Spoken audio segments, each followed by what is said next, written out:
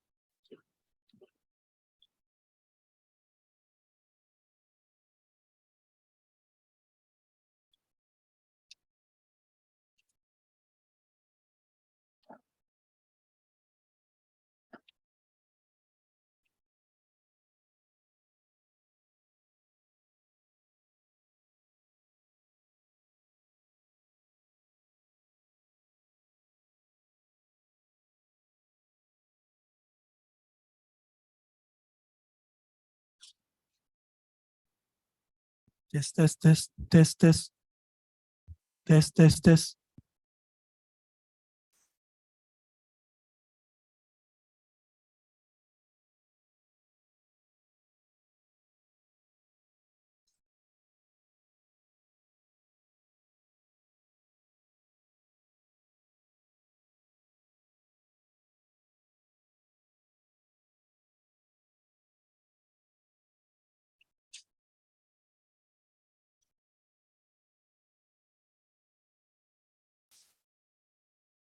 Test, test, test, test, test, test, test.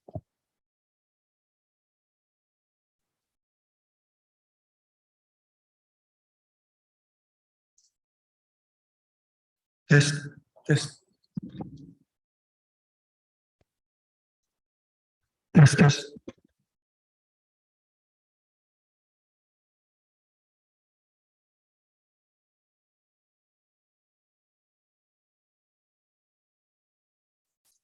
Test, test, test, test.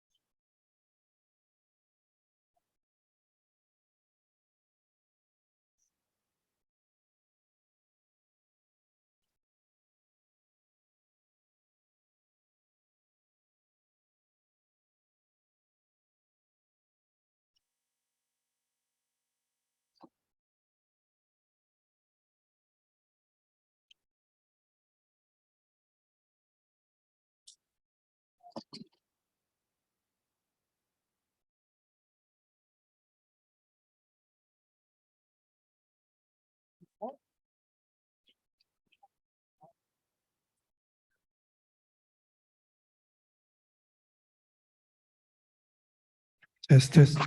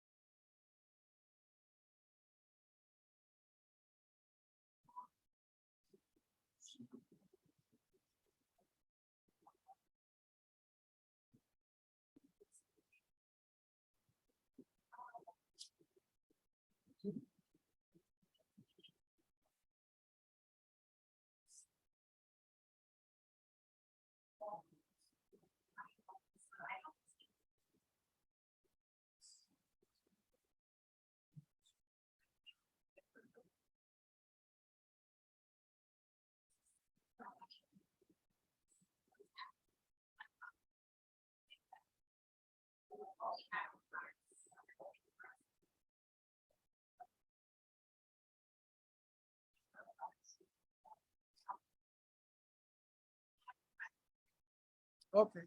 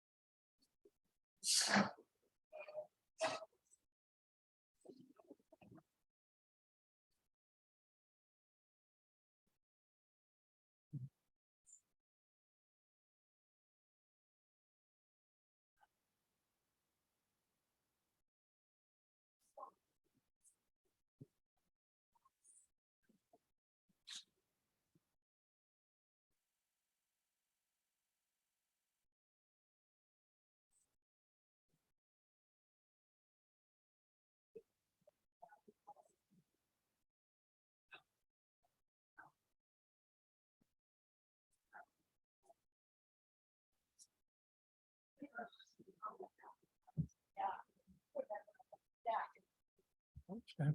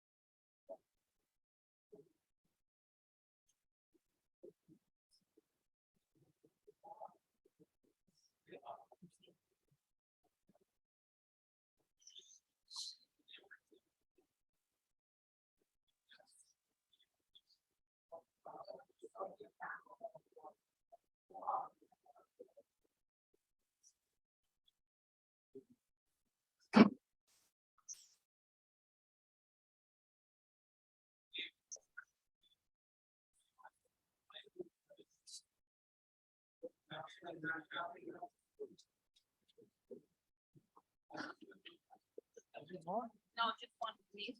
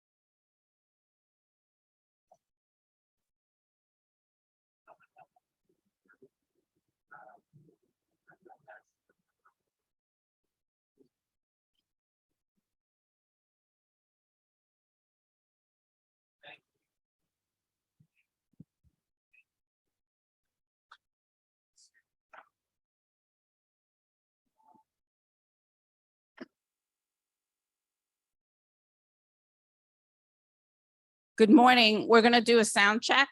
Mr. Verselli, do you hear us here? Yes, I do. Thank you. Ms. McNeil, how about you?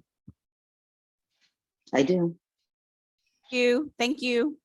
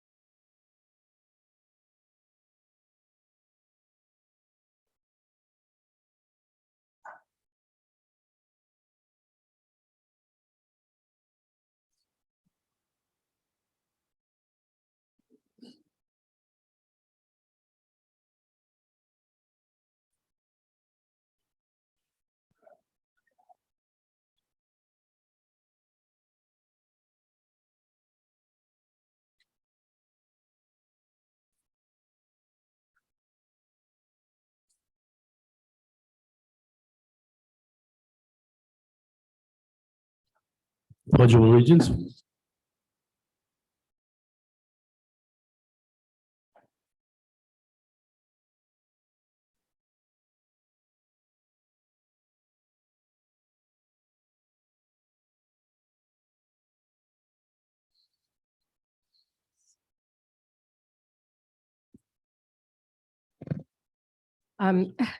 The New Jersey Open Public Meetings Law was enacted to ensure the right of the public to have advance notice of and to attend the meetings of public bodies at which any business affecting their interests is discussed or acted upon.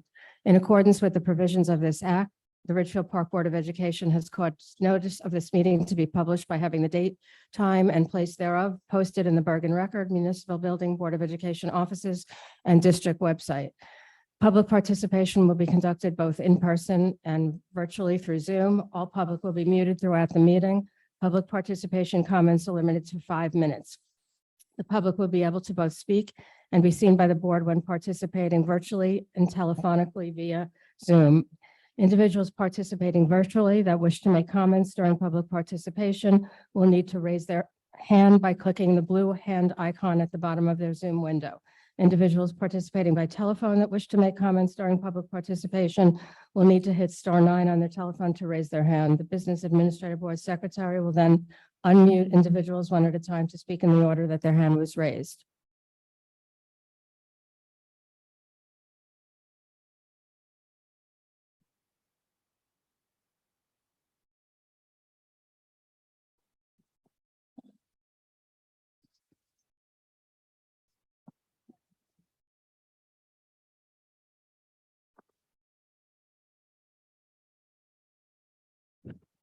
We have a motion to open the meeting. Make a motion, we open the meeting. Second. Roll call, Mr. Phytros. Actually, Mr. Gibbons, Here.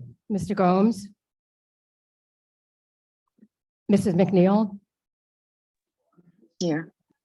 Dr. Martinez, Here. Mrs. Orth, Mrs. Rodriguez, Mr. Verselli, Mr. Here. Cathcart. Oh, yeah, thank you, Mr. Cathcart, Here. and President Fernandez. Here. Also present, Acting Superintendent Dr. Barry Haynes, Business Administrator Carrie Grabstein, and Judith Wilson, presenter.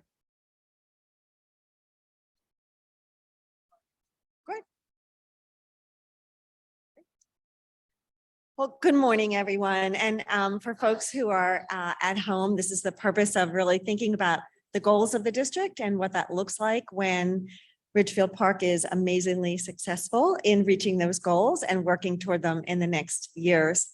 For board members working from home, we're going to, or from wherever you are, actually, we'll be sure to include you in discussions, and please just hit that microphone and chime in whenever you would like, in case my eyes aren't on that. For folks who are here, thank you. This is a very different feeling than we had on a very hot and humid night in July. And there's a clear sense of school bells ringing and buses moving. The Ridgefield Park buses and Little Ferry buses are lined up outside, and your athletic teams have been back. Your band has been, everyone's like back on track. And there's always that good sense of new beginnings, right? New beginnings. And we have to remember that, because as board members, you've been working very hard all summer. Sometimes it just feels like it's issue after issue after issue, and that's kind of the role you've taken on. But on the other hand, you've worked hard toward really meaningful pieces. And I just want to remind you, right, that as you toil and as you're here on Saturday morning and as you're thinking about these issues while you're also attending to many other facets in your life, how meaningful it is to those 2,200 children coming back to your 4 schools in just a few days. And just as important for your staff, right? We are very student-centered. Everything we do should remain student-centered, but we know that it's the faculty and the support staff that really work that magic and are thinking about how they're designing their year and their experiences for those 2,200 children. Also, just want to take a minute to say, I follow you a little bit, right? I follow your work. I'm not just here once in a while. As an observer, as an educator, as a parent, I just want to say that the gift that you have provided for your preschool children moving forward, after having made some really hard and important decisions, is a generational gift. It's a generational gift. High quality early childhood education will matter in the lives of not just their children, their children, their children moving forward. It is generational, and it was a move that will impact not just what happens for those children in kindergarten, 1st grade, 8th grade, but it will make a difference in their lives. So, after all of the hard work and debate and applications and technicalities, stop to say there's not just a vote, there's a meaning, a deep, deep meaning behind that step. So as a external person, I just want to say, like, woohoo, congratulations, because it really matters. And you need to do the meaningful work along with all of the background technical work. I also am going to just take a second to say that across the state and across New York and Pennsylvania and Connecticut, the places where I do most of my work, there is a great sense of recentering, right? That we hoped that last year would be a complete reset, like, oh, we're moving on. But we know what we faced in schools and families, staff last year was that we weren't stable yet, right? We were beyond some restrictions, but we came back with masks still. We came back with a lot of regulations still last year. But more than that, I think almost every adult engaged in public education thought, hoped that it would take about a month for our kids to settle in again. And when we realized that didn't happen in September or in November or in January, we came to terms with, maybe started to come to grips with the fact that our children, before the pandemic in 2019, our children were showing great signs of deep need, right? Every barometer we had showed us that our children were more anxious, more stressed, more suicidal, more fragile, less self-regulated than they had been in decades, if not ever. And so this isn't just a result of pandemic and learning from home and dealing with remote situations and dealing with family issues. This is long before that, and the pandemic has exacerbated that. And it exacerbated some stress for each of us as adults also in one way or another. So last year was, I'm going to say, a little more fragile in most places than we expected it to be, right? We weren't quite recentered yet, but here we are. We're opening the 22-23 school year across the Northeast with a better understanding of where our children and their families are. We're opening with a better understanding of adult thinking and what adults can do in our classrooms and in our schools to better support what our kids and families' needs are right now. And we're also opening with the solid understanding that this can be a year for recentering. And when I say recentering, I mean on academics, right? I mean on the SEL work, on the everyone's here together, right? We're back in the work full tilt is really what I mean. And that doesn't mean we didn't work very hard last year. It just meant that we still had a lot of loose ends to figure out. When you think about Ridgefield Park, again, welcoming 2,200 plus kids in a few days, to be able to do that with this understanding that you're on a little more solid ground than we have been for 3 years, right? And we need to capture that. We need to capture it, recenter, refocus, and be ready for understanding kids' needs and family needs, but knowing we can approach through our curriculum, our talents, the good people in the district, right? We're ready to be able to do this work. So recentering, we are about teaching and learning. That's our business. It's our mission. We have to keep reminding ourselves of that. So when I was with you on that very hot, humid July night, and you were sitting in children's seats attached to the cafeteria tables, sorry, we did start to think about government and governance mindsets. And so this morning, we're really going to get our, roll up our sleeves and think about your particular goals as a board and as a district, but a little bit of a review, right? We just want to think a little bit about what that good governance looks like. And so we used Michael Fullen's work, and I'm just going to remind you of these 4 mindsets. You have them, they're in your folders, but don't worry, we're just going to take a quick run through them right now. Then we're going to move on to a little bit of the research on trust and then dive into these goals. So as we think about the 4 mindsets that are required, absolutely required to be a high functioning team, we know that they are described by Fullen in this way.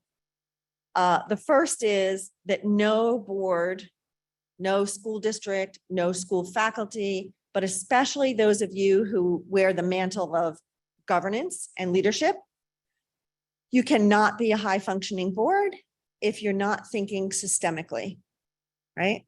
Systems thinking. That means that you're asking the question how pre-K will influence kindergarten.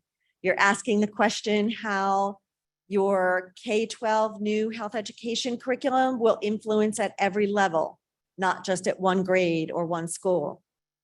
You're asking how, when we take this grant money and we apply it for one purpose, how that purpose is connected to everything else in the district. You are charged with the high level, the big picture, right? You've got lots and lots of staff who are going to take care of the management, the administration, the detail, the technical pieces, but you are the systems thinker. You're always asking, where does this take us? And how is it connected, right? You're responsible for advancing the goals. You're not responsible for administering them. but you're responsible for advancing the goals and the mission of the district. The second piece of great governance for each of the board members to have in the fore of their work is, we're busy. We've got a lot on our agendas. How does the agenda fall together around our strategy, right? So you're very, very clear about your goals, right? And your goals are very clear and they're long-term. That doesn't mean you say, oh, it'll take forever to get there, but it means that you are saying they're multi-year goals because they demand a lot of work over time. We're going to work specifically with the Ridgefield Park goals this morning, but you're thinking strategy, right? At your level, your responsibility as a board member, you're thinking strategically. The third pillar beyond systems thinking and strategy is that you are a deep learner.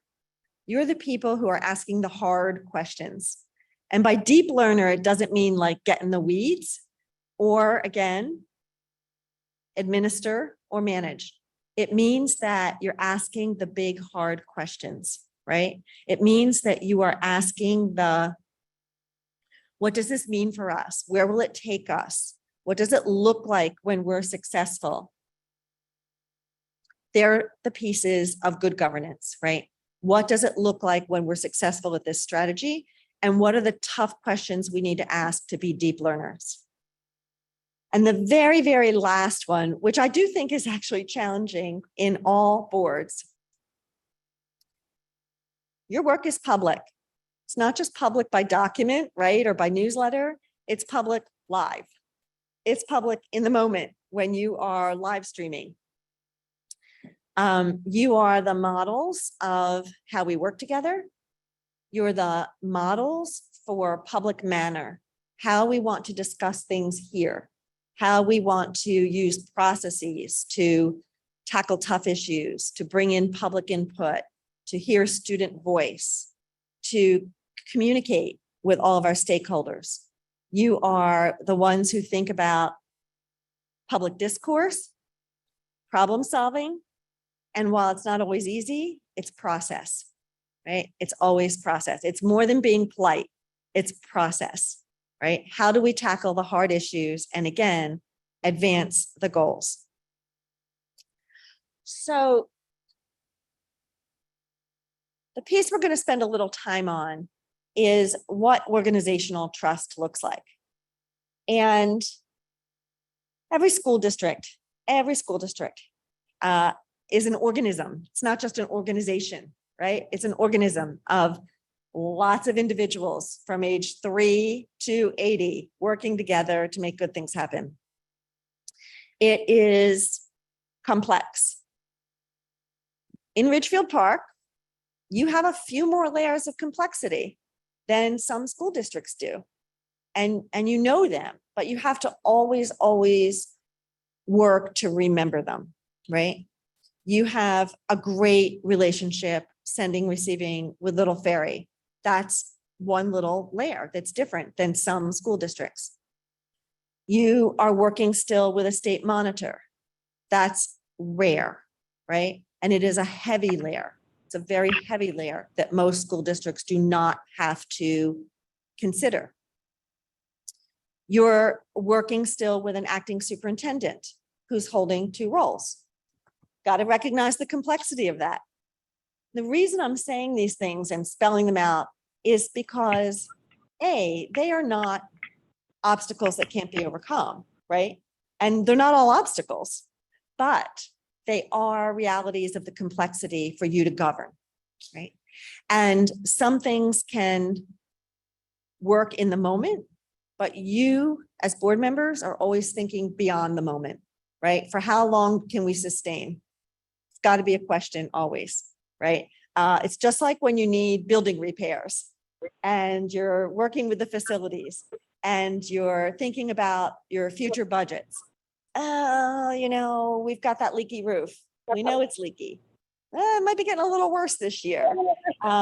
Where does it fit, right?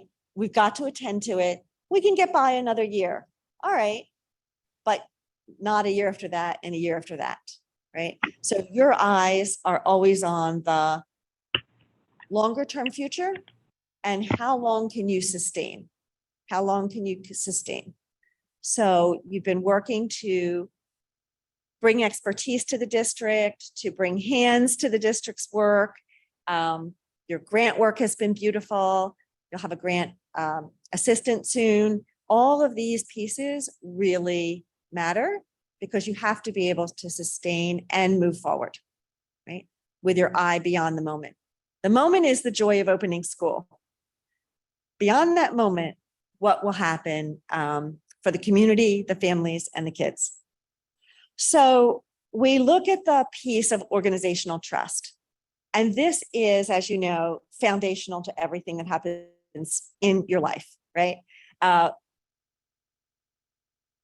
Already today, you've been in conversations with people or interactions with people, and somewhere in the back of your mind, there is a level of trust.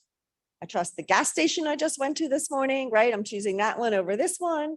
I trust the communication I just had with my daughter on the way in. I trust that I'm walking into a public board meeting with people of very goodwill, right? Lots of intellect and expertise, not the same. Not the same personalities, not the same styles. Maybe we don't even all want exactly the same thing. It's all okay if there's trust. Different is fine, but different is not fine without trust. And we know it's foundational to every organization. So as we think about that, we're just going to look at a few basics, because in a school district, just like in a family, in a community, doesn't matter, pick any organization, place of worship, insurance company, doesn't matter. There will be cracks. There will always be cracks. There'll be cracks in the trust in my family, right? There'll be cracks. The job here is to say, we notice a crack.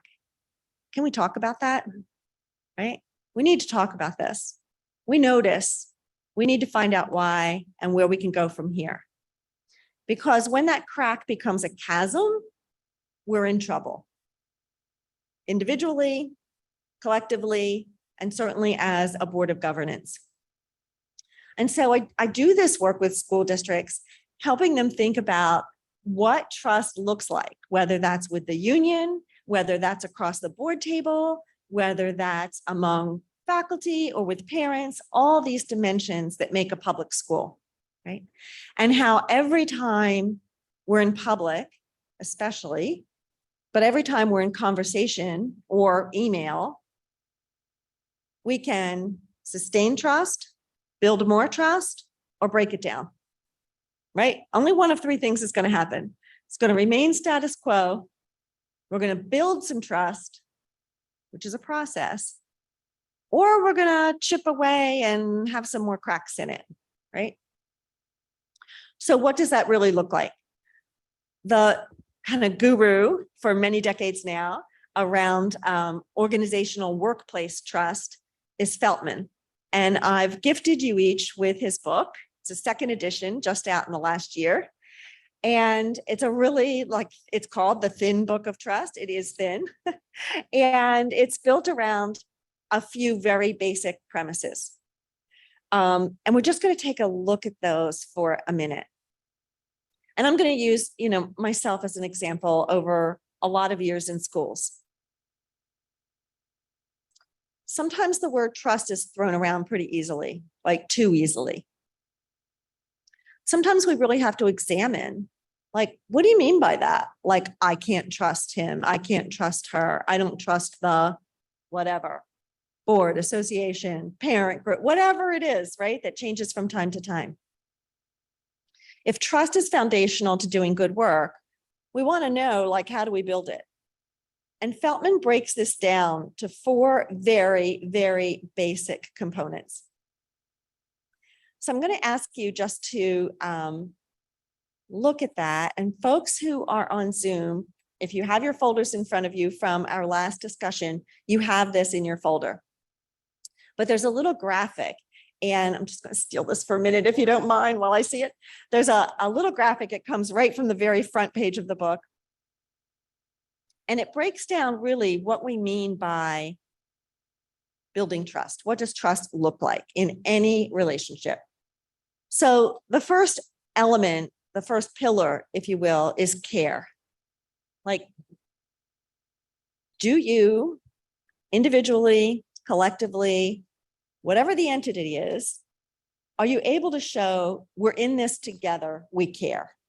We care about the mission. We care about the schools. Well, let me tell you, I don't know a school board member who took the time and the effort to run for an election, win an election, take an oath, and show up on Saturday mornings to do this good work, who doesn't demonstrate lots of care about what happens. Care doesn't mean we all want the same thing, but it means we care deeply about what does happen, right? The second is, have we demonstrated reliability? So, we each know what we mean when we say, is that person reliable? Is that board reliable? Is the faculty reliable? My next door neighbor reliable, right? My 17-year-old son. Well, we're working on all that, right? So let's think about reliability means, you can count on me to deliver what I promise. If I'm going to be late, I'm going to tell you I'm late and why, meaning late. I promised it for Friday, but I really need till Monday. And this is why. You're still reliable, right? You're going to pull through. You're going to communicate about it. But the big picture is in this phrase, you can count on me to deliver, meaning I serve on this board. And it's not just that I'm going to show up on Saturday morning. It means that over time, over my 3 years, 6 years, 9 years, 12 years, it means that I will deliver on the advancement of the district goals. It doesn't mean I'll deliver on the 4th grade gifted program, right? Or what I think we should be doing with the green initiative. It means when we have collective goals, I'll work and be reliable to help deliver on those collective goals. The third piece is sincerity, right? We want sincerity in our lives. We need sincerity in our lives. And it really is, I mean what I say and I'll act accordingly, right? I am sincere. When I say I'm here for kids, I'm really here for kids and I'm going to act that way.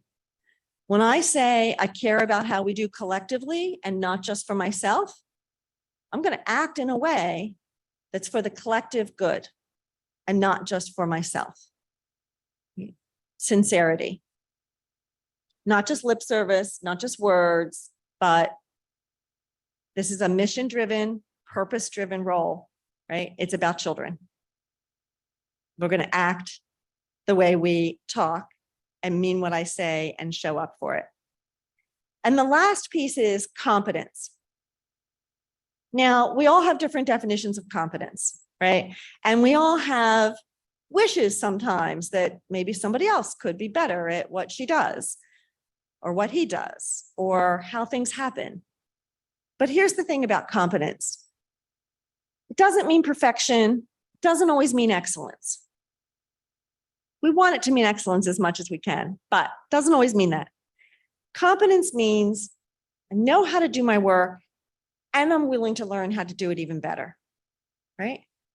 Doesn't mean perfect. It means solid, right? Solid.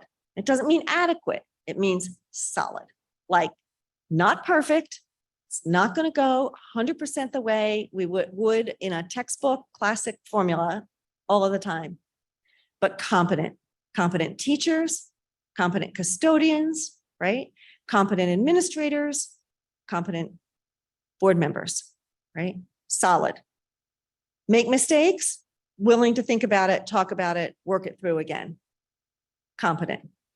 Don't quite know the new curriculum or the new technology or the new state law yet. We're going to work it out. Competent. We're going to learn about it. Right? So when we understand that this trust is foundational to everything that happens for the good of our kids, We also need to not throw the word around ever, right? Because it's so critical. And we need to take the time to ask ourselves, you know what? Might not agree. That doesn't mean I don't trust. I might not like it at the moment. That doesn't mean I can't trust, right? Because we have to say to ourselves, wait a minute, is there care? Reliability? Big picture, right? Care, reliability, sincerity, and competence. Yes, yes, yes, yes.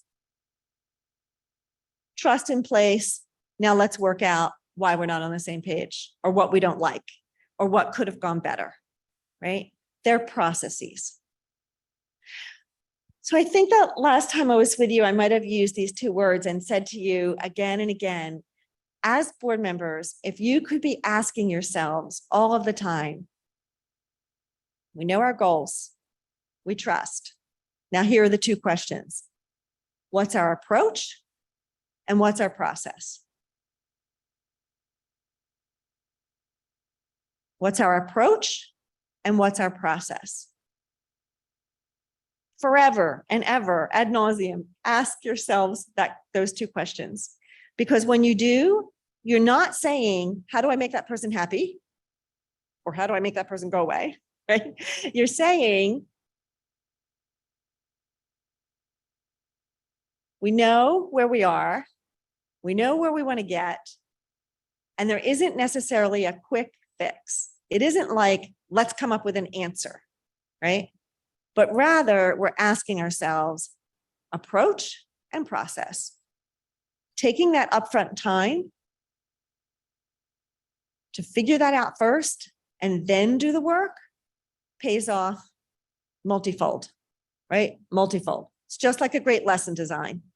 You might have to tweak it, but the more you put into the design and the planning, the better it's going to go, right? The more you put into the planning of a construction project, the better it's going to go.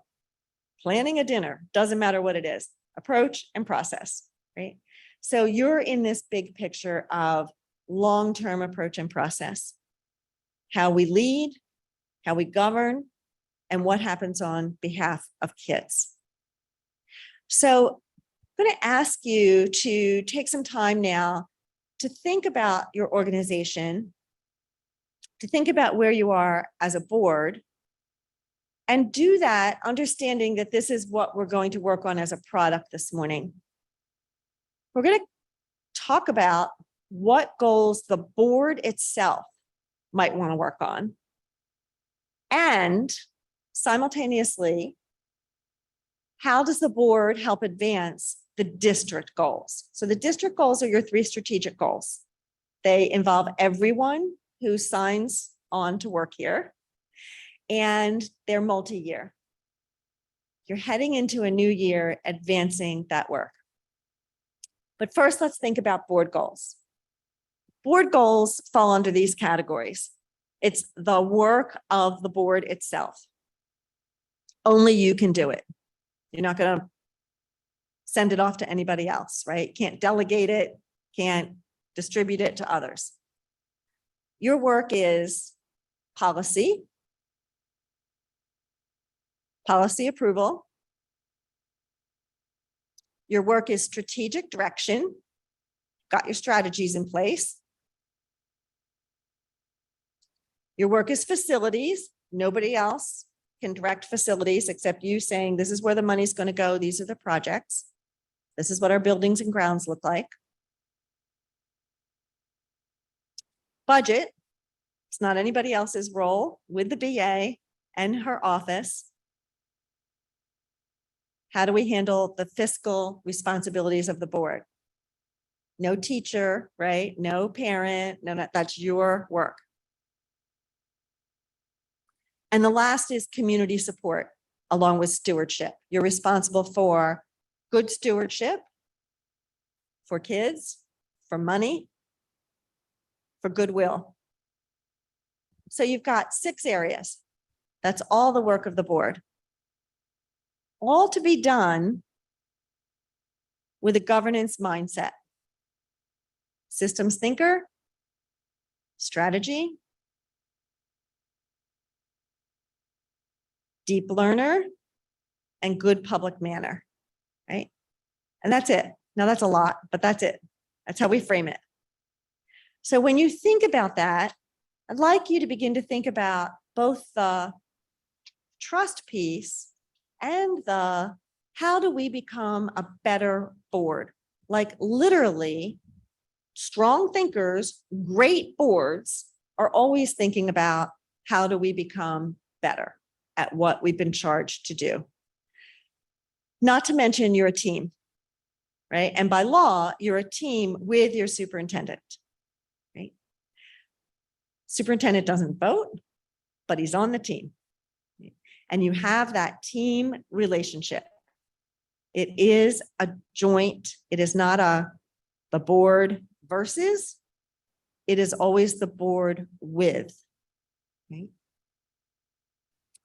So when you think about how you function now, how you might like to function moving forward, or is there an area that you believe we can get better at, right? Not 6 areas. What is it that you would like to see the board work at in the next year or two to become a even higher functioning board? Right? District can't function as a high functioning district unless there's a high functioning board. Right? So I'm going to be quiet for a little bit. And I think that we can get our 2 board members on Zoom into a Zoom room. Can we do that? 3 members, sorry. Yes, of course. Who are on Zoom. Before we go, can I ask? Yep. Diane. Before we good go morning. into the Zoom room, can I? Yes, Good morning. I just want to ask a clarifying question. sure. You know, when you had said what the work of the board is, Mhm. last time we met, there was one other thing you said, which was superintendent evaluation, which you didn't Yes. raise. I assume that's, you know, that's part of our job, right? That's the It only is. person we And employ it's only your job. Yes, directly. absolutely. Yes, Right. thank you. It is only your The job. second Nobody else thing can that, do that. great. The second thing that I just wanted to clarify in terms of the achievement of the district strategies, the way that I understood it from watching last year's recording was the district comes up with the strategies. We've got our strategies.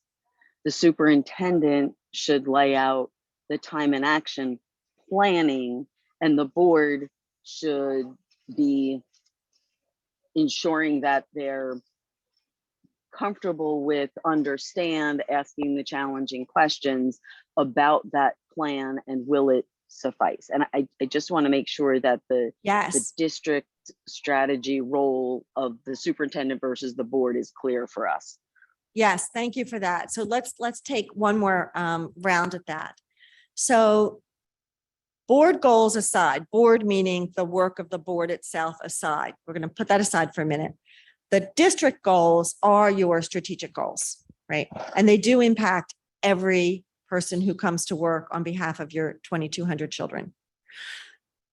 The board did endorse and continues to endorse those district goals. We're in the middle of this river, right? The river is flowing. We're in the middle of it. We know what we're working on. It is very much the work of the whole administration to say, these are the action steps. And this is what it looks like from school to school, grade to grade, class to class, field to field, right? This is what this looks like in order to support moving forward with these strategies. In the end, absolutely, the board is always looking at accountability. Remember, you're in charge of quality control and building capacity. So in that quality control, you're looking not day to day, not even week to week, but you're certainly looking year to year at how do we know? And when you ask the question, how do you know? You're looking at 2 bodies of work. And this is very important. You are looking at data that's quantifiable, meaning attendance rates, test scores, college acceptances, those things that you can put numbers on, discipline records, right? That you can say X this year, this many this year, this score last year, this score next year.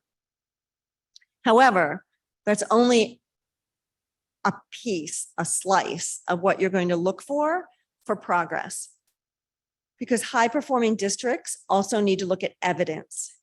So I'm going to use data as that quantifiable, like on a chart, here to here. Evidence, you're an organism, right? An organization, we're dealing with human beings. Evidence is what else are our children engaged in? Student projects, clubs, leadership, awards. What else does it look like in our classrooms? What have we learned from climate and culture surveys, right? That's not a number, that's a trend, right? That's input. What do we hear from focus groups of faculty? Evidence, input. So your superintendent and administration are always looking at both data and evidence, what really is happening across the schools. You never want to get locked into just scores. You'll never be a high performing district, sustainable, right? Because it's a lot more than that. When we're too focused on scores, we are doing worksheets and test prep instead of great instruction design, right? Scores come as a byproduct of great instruction. Scores come as a byproduct of great learning, right? So I hope that addresses your question. It does go back then to how are we doing? Did we have an organized approach to this? What were our processes and what did they yield? And then I think to tie that back, everything, every aspect of the tool that you use for your superintendent evaluation is tied into this, right? Whatever tool you use to evaluate your superintendent on an annual basis is tied into this. And it is a cycle. It's very much a cycle. Other input, questions, comments from board members? It's not easy work. We don't nail it every time, right? We just want to know what we're aiming for.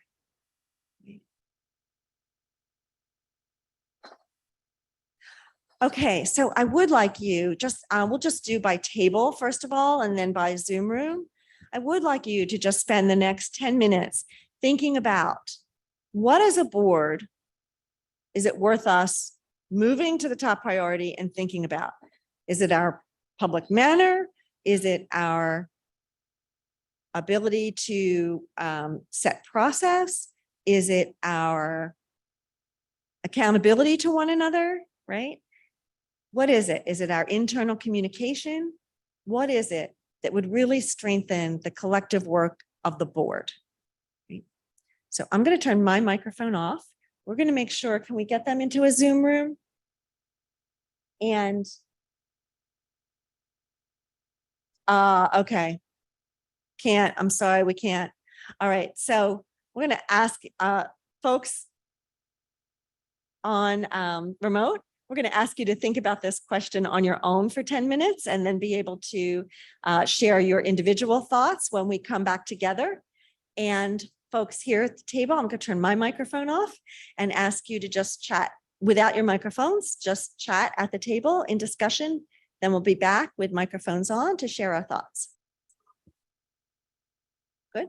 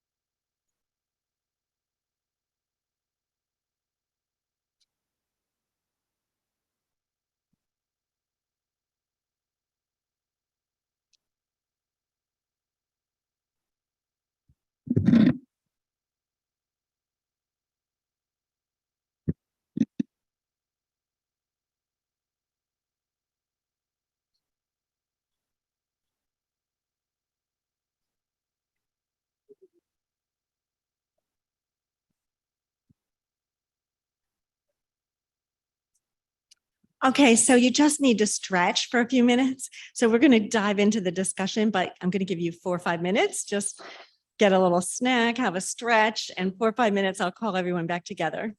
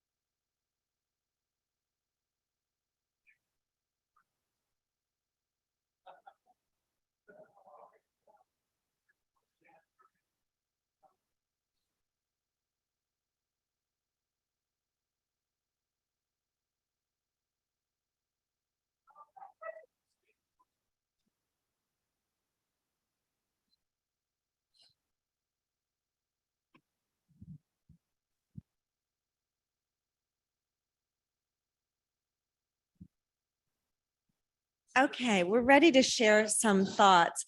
And I'm just going to say a word about language. No matter how passionate we are, or even critical or concerned, we want to be able to use the language of possibility, right? Always the language of possibility. We try hard to do that with our kids, with our colleagues, but especially in governance at the board table, we really want to use the language of possibility. And that means thinking about comments that might start with, thank you, that might start with like, what if we, right? Instead of like, we should, or I want to, right? Like, what if we, might it be possible? Yes, and, right? Could we think of it in a different way? When you're the board member who can bring that to the table, that sense of invitational conversation as opposed to shut down and conflict, when you're the board member who can think bigger than the moment of emotion or disagreement, all that's fine, but try to think about your language of possibility, like saying to each other professionally, you know, tightly, firmly, but saying to each other, what if we, might it be possible? Yes, and could we think of it in a different way? Is there another approach, right? Is there a process that'll yield a better result? Like, these are the questions of really great leaders and great boardsmanship. So where you are today, and I just want to say to folks, and if there are people watching or watching this later, you know, this is a really healthy, this is not a critical, take stock, give us a grade, where are we, how do we function? This is a healthy exercise for any board to engage in, to be able to have a little few minutes of self-reflection before they pound right into the next agenda and the next board meeting. So let's just hear from folks who are remote, give you an opportunity first. If you would like to open up your mic, if there's anything that you would like to share about, if you would like to put on the table, I think we as a board might pay more attention to, might work on. Anything from folks who are remote? Hello. Hi. Do you hear me? Yes, thank you. Hello. Hi. Do you hear me? Yes, thank Okay. you. So this is Trustee Belinda Rodriguez. So I was thinking about, I zoomed in a little bit late, probably 10 minutes in. I had issues connecting, but I was listening about what you were saying, and I was just wondering, could it be possible to focus on communication, specifically internal communication, and understand that, you know, we are all, you know, different, but we're there for the children. We might not be, you know, we may not be in agreement, and it's okay. However, we need to be somewhat responsible and just like remind ourselves that everyone on the board is equal. You know, sometimes I wonder if, in fact, some are, you know, privy to information, and that prevents us for, you know, for true transparency among ourselves and with the public. And, you know, we each have one vote. And when we vote, we must also remind ourselves that our duty as elected official, and I dislike politics, but you know, we are elected officials. You know, we are there, and we chose after we won the election. We could have said no, but we chose to take on the responsibility that comes along sitting in that seat, whether it's that physical seat or that seat, you know, via Zoom. You know, that chair. And equity, I've only been in the district for 20 years, and I say only because sometimes, you know, I'm looked at as an outsider for many reasons. And equity in our district is a concern for me and for many people, you know, many parents and many community members. And you know, and I do want to be positive. You know, we do have the resolution, the social justice resolution, and you know, and Dr. Haynes, I do have to say, you know, with the current plan he has in place regarding the two subcommittees, you know, I personally think that we are moving in the right direction, but I was just wondering if we can focus more on communication. Thanks so much for starting us off. You know, communication, we always say it's the WD-40, right? What makes things work or not work. And internal communication and external communication are both the responsibility of this joint team, the team of superintendent and board together. And they are often what trips us up. Like even the best plan or the best design can get tripped up by internal communication or external to our stakeholders and constituents. So I would love to follow up on a couple of points that you made. One is about equity. And I'm just going to say that equity is the bedrock, right? Equity is not an event. Equity is not one action plan. Equity is not 1 year. Equity has to be embedded in your DNA, and it has to be the bedrock of what we do for all. So it's that lens, like, do you have an equity lens through which you're seeing almost all of your work, if not all? You also use the word transparency. So thank you, because I'm going to put my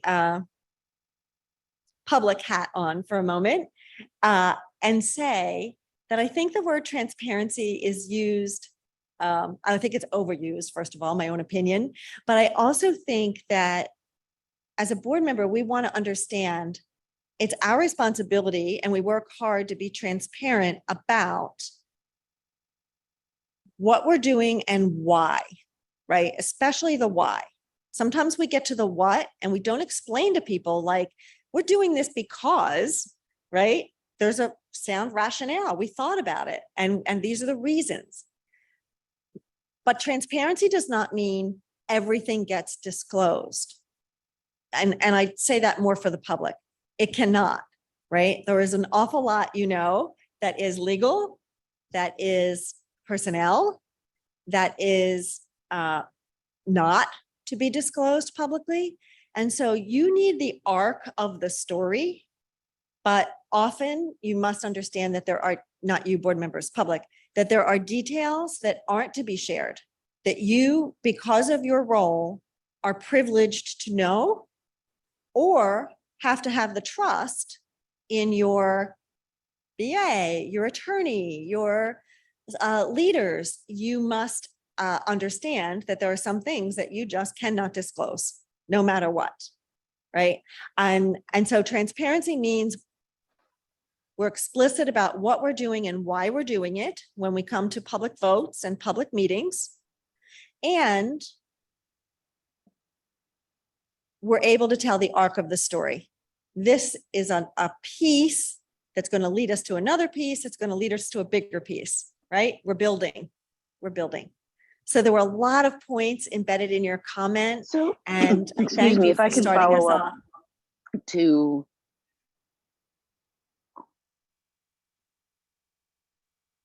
Yes. Okay, I've got a little bit of a delay. I don't know if I stepped on someone. I apologize if I did. You did not. Go right ahead. Okay, great. I would like to just follow up on what Trustee Rodriguez said. And I think the transparency that she may be referencing is among the board. So we are divided into committees to deal with different things. And the level of information and discussion at those committee meetings or in sidebar conversations or sidebar emails, because, you know, we can't include everyone on emails because then we've got a quorum and we're breaking sunshine. Right. But those conversations, I think, I know for myself personally, I feel at meetings that I may not necessarily understand the why. So that arc of the story and being able to vote on the arc of the story is problematic. And, you know, what if we did something like we're more rigorous with the minutes from those subcommittee or those committee meetings where the chair was responsible to send out detailed information, or where the superintendent, you know, laying out the plans could give us the plan that gives the arc more than the Mhm. decision we're making today? Yeah. Or is there any benefit of having a caucus meeting once a month that we actively discuss things without voting on anything? So we Mhm. have the 2 weeks between the caucus meeting and the regular Action, meeting right. to vote on things. Yeah. Right. So I think, from a communication standpoint, I'm right there with her. And I think it's the internal communication and the internal transparency that we're trying to understand, because Yeah. I think you said it That earlier, is some people come in, exactly it's that. like, well, I know how I'm voting. I should have been a little bit more clear. Yes, is the internal communication. That is my concern. We need to, could it be possible to focus on the internal communication? And I think that if we focus and work on the internal communication, maybe that can, that will help us as a board be more transparent with the public, because optics and when we have our meetings, it is clearly visible that we are not divided. I'm sorry, that we are divided. Sorry, it is clearly visible to the public that we are not united and we are divided. So I think that that's a great focus point to have on the table as we go through and hear comments. Internal communication is complex. It's not an easy thing, but you've already outlined a couple of possibilities. So, nothing better than someone saying, could we work on, and here are some possibilities, right? So possibilities, there are boards that use a shared Google Drive in a different way for committee reports. So everybody sees it, right, at the same time. And it's legal. Well, that was the plan in place. I'm sorry to interrupt you. When I first got on the board 2 years ago, we did receive reports from the financial Tevis, the former VA. He sent out the financial report, and I also sent out reports, the minutes from the faculties of program. And from But is committees, that right? something that, and yeah, just those two. So- Correct me if I'm wrong, we only received those two committee reports, the F&P and the Finance Committee. But for some reason, I'm not sure if, I don't know what exactly happened, but is that something that we can go back to? Because I think we discussed that we will just give the report the day of the board meeting. So could it be a Okay. possibility for us to share, like you said, create a Google Doc and share those reports? Right.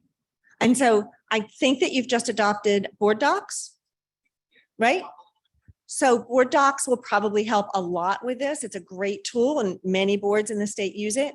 I also want to say that you don't have to worry about like a detailed minutes as much on a committee as much as the highlights. Like we're working on, we're ready for, we're going to continue to work on, right? We're ready for means it's headed toward a board agenda, right? We're going to continue to work on is like, this is the story of our work continuing next month. So Dr. Haynes, you want to talk about board docs? I or just wanted VA? to add one thing with Wilson. I'm sorry, I'm right Please, here. no, go right ahead. Yeah, I think I'm hearing we should get the facts more out, of our committee meetings. I know at the same time, when I came on the board, we don't want like who said what, he said this, because it is a candid conversation, our committee needs to meetings, be. so I And it's think if the not- and that facts wouldn't get be out, helpful. maybe. Right? That would not be helpful because that kind of tries to solidify someone else's thinking in your own words. So you really just want this is what we're working on. This is why we're working on. We're ready for prime time at a board meeting, or we're not ready for prime time yet. We're going to continue this discussion next month, right? Very bulleted, but tells the story. If I might, Jim Themis used to do that. He had a standard form and it was just bullet points. Resurrect that one, right? Yes, he did. It's a No, great he did. tool. Actually, he actually sent it to me when I got on the board, and that's the same form that I was using. So I'm Okay, able to so share let's- that with. Let's with you. revert back to that and see if it needs to be revised or it's ready to go again, but we want the content, not the who said or why, all right? And it really is three pieces. It's like, why are we even addressing this? Here's the topic. Why are we addressing it? Have we made decisions or are there ongoing pieces of work to be done? Period. Like works for every committee. Well, if we go to board docs, we'll be able to do that, correct, Barron? So I'm not sure. I think so. Let me give an example that's frustrating to me, though, along with hopefully the solution. So we have a personnel committee meeting. And in those personnel committee meetings, I go through all the resumes, talk about the people who were hired, and I do talk about, in context of the social justice resolution, some of our new faculty being good for our kids, for bringing a diversity. And that's all covered in personnel. And then there are other people I know who deserve that information. And it feels like it got locked up into the personnel committee meeting. And I'm hoping through a board docs or through a memo, then I can say to the entire board, just briefly, here's what we discussed. Here are the resumes. Here are the people. I don't want to say who we talked about, but I'd feel so much better that that information got shared with the whole board than locked into a committee. So I would think maybe resumes aren't necessary, but the story is necessary, right? Because you don't, I apply to a I would district, agree with I you apply to because the district, but yeah, go right ahead. I agree with you because there's something like there's difference between data and information, right? Out of the Yes. subcommittee meetings, I don't need to see every single thing that you looked at and talked about. But in the subcommittee meeting, if they're, for instance, personnel, and I was one of the people that asked at last board meeting, where do we stand at a global level with open jobs? Do we have a concern that we don't have enough teachers to open with?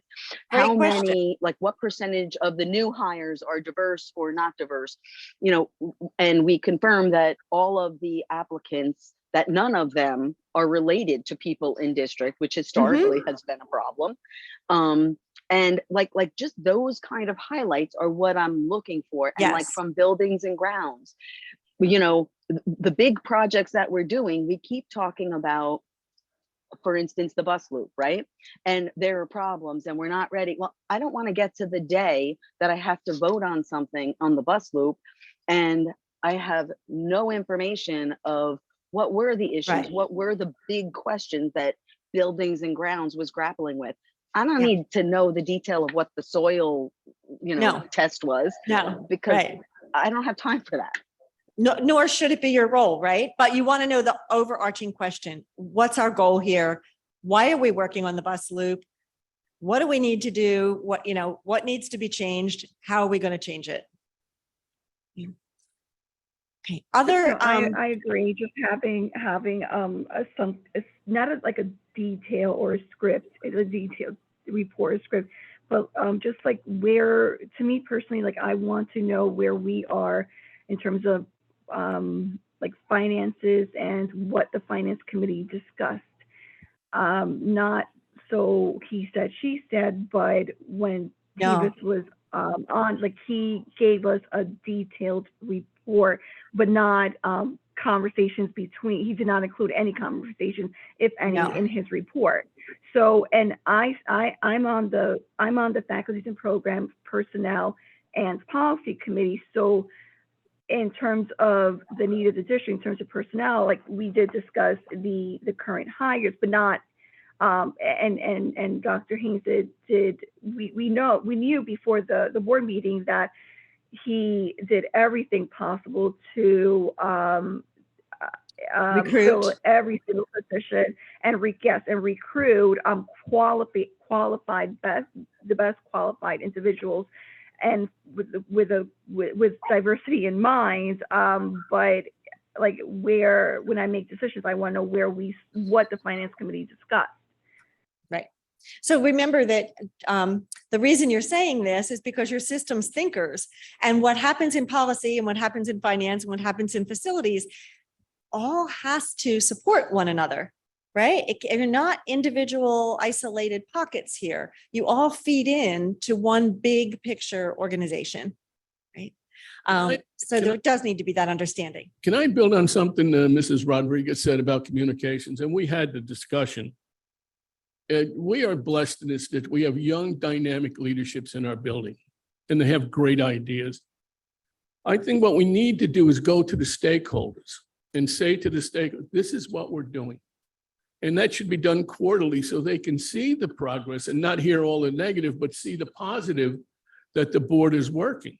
And that's part of the communications, not only the internal, but the external.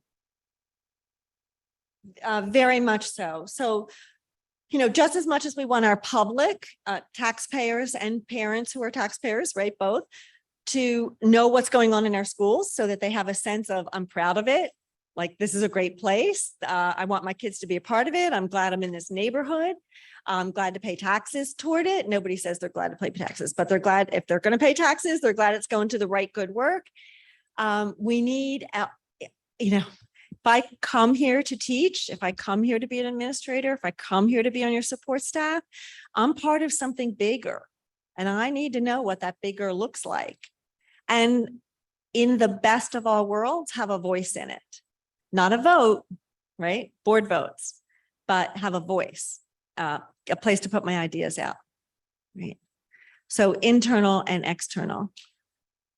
Other topics that came up as you were thinking about the work of the board, how to be a stronger, better, more effective board.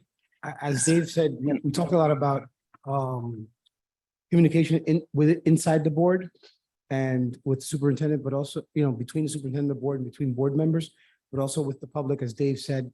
And I just want to go back to the word transparency, because you know, it does get tossed around a lot in this district, in part because the public doesn't trust us. Not us individually, but you know, the board. We've had some issues in the past. And so, but I think that transparency, the word means you can't see it. And so I'm a little triggered when somebody tells me there's none to see here. I prefer when I can see the rationale. So I wrote down the way you explained transparency as being explicit about what we're doing and why we're doing it. Clarity. And right? I think even in I'm not looking to make the board packet any more pages, but sometimes there are some items that are written, we need to order these because the old ones are 100 years old. Or we hired this teacher who's, you know, an entry-level teacher with very little experience, either because we didn't have that many applicants or because this person has this skill, like, you know, some more information that allows us to see, like, all right, this is why. I find myself reading board packets and also the amount of emails. We do have a lot of communication in this board. I don't know that it's always effective, but there's a million emails that go around the entire weekend, bouncing and around. sometimes too many, I'm sure. It's just a thirst for us to catch Right. each of us to Right. catch up. I don't know how George and Dr. Haynes do it, because they're busy cutting and pasting and hoping to answer 3 questions poorly. Well, so Because there's so many diverse questions. thank you, because transparency is clarity, right? Transparency isn't revealing every detail. Transparency is clarity of the why and the where, you know, what we're working on, where we're going. You mentioned something that I believe Trustee Fernandez mentioned earlier, and that is information is power, right? As a board member, the information you need is not we had to order 1,000 units of this at this cost, right? It's not this classroom had a leak and we did this about it, right? I must be leak minded today. That's the second time I've mentioned that example. Anyway, maybe it's because as a superintendent, I still have those scars of Labor Day weekend thinking like, are all the facilities really ready for Tuesday? But information is power. So the information that you want to share is not only here are the highlights of committee work, highlights, like keep that in mind, right? The arc of the story, the highlights.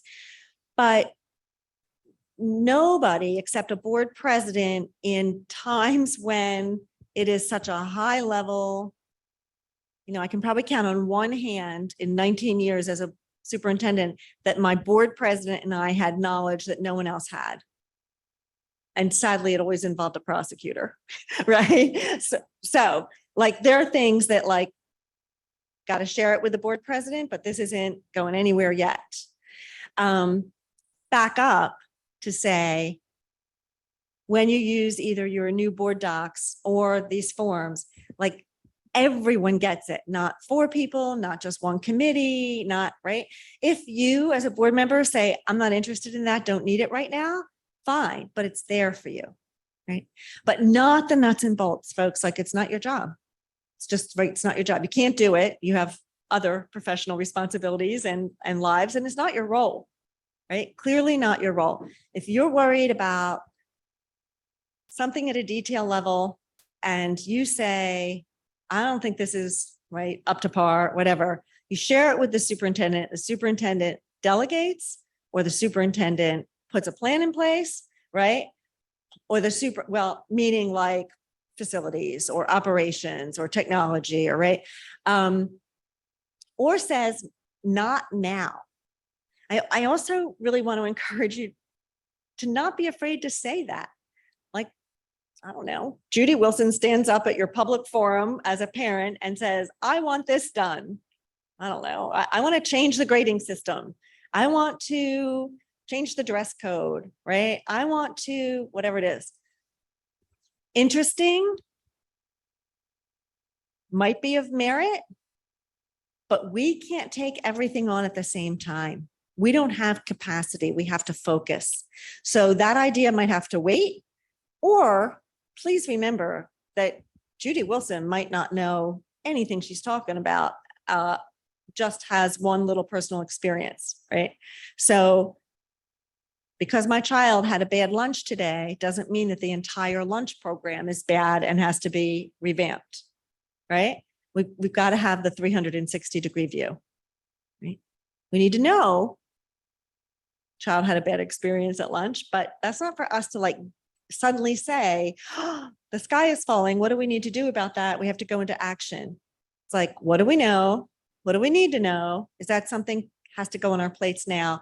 Or is that something that is not rising to the level of our focus, right? There are times where we have to say, great idea, has to wait. Might not be the best idea for us. Not going to act on it. What else did you discuss? I want to go back to something Dr. Martinez said a second ago, because I always find it, Ms. Wilson, difficult to remind people and to communicate people that we have a state monitor. So Dr. Martinez said something about hiring a personnel at step level 1 who may not have had experience. And I find it, I do need to remind people more than not. Yeah. The state monitor reminded me a few months ago, as we were going into a heavy hiring season, that when he first came on into the district, 2016, that there was a pact made between the superintendent and the administrators at the time, because we were in financial arrears. Nobody would be hired beyond step 1 or step 2. And so I've tried to— Big restriction. It's a huge restriction. And I've tried to adhere to that as best as I could. Now, you'll see by the last hiring we did that he and I certainly negotiated many of those. And I use that term very purposefully. It's never, I pick up the phone, I talk to him, we go through things and it's okay. It is a negotiation about why this person is good for this district at this time and deserves more than a level 1, for example. So you'll see we did hire multiple levels, but for me to communicate, it takes an inordinate amount of time to go through the process. It's not a typical superintendent job where I go, that's an awesome candidate for our district, let's hire them. It's always, thank you, principal, for your information. I have it all. I'll be calling up the monitor and we will discuss it, and I'll try to get back to you in a day or so. It's always a lengthy process. And I'll go back to saying that it is rare that a district has to operate under that kind of construct, right? It is a negotiation always with the power of the board, the power of a superintendent, and the power of a monitor, right? So you're dealing with 3 strong entities, not 2. And it adds a deep layer. It doesn't add a trivial layer to the work that needs to be done in Ridgefield Park. Just factually, I'm saying that, right? So it's always there. And I'd be remiss in saying recently in the whole hiring process and over the last few months, we have worked very well together and had good negotiations. I want that to be very clear to the Mhm. public that that relationship is working really well to support the needs of the district at this time. And that's great. But it is a process. And that's my point, right? It's a process that's a Right, and process most don't have to engage in. And I would just like to make a comment about the monitor as a reminder to the board. We have a monitor because the board in 2016 blindly followed resolutions without asking challenging questions. And that's one of the things that I find, our Yeah. charge. And no disrespect to you, Dr. Haynes, but we need to know why, because we There's need to be in history. charge of the district, not a monitor.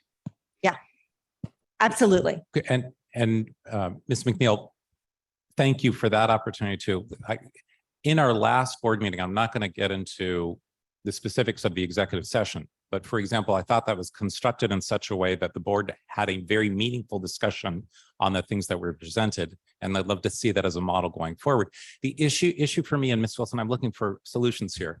I want more time to discuss with either the whole board, not just committees, but the whole board, some of those issues like the early childhood.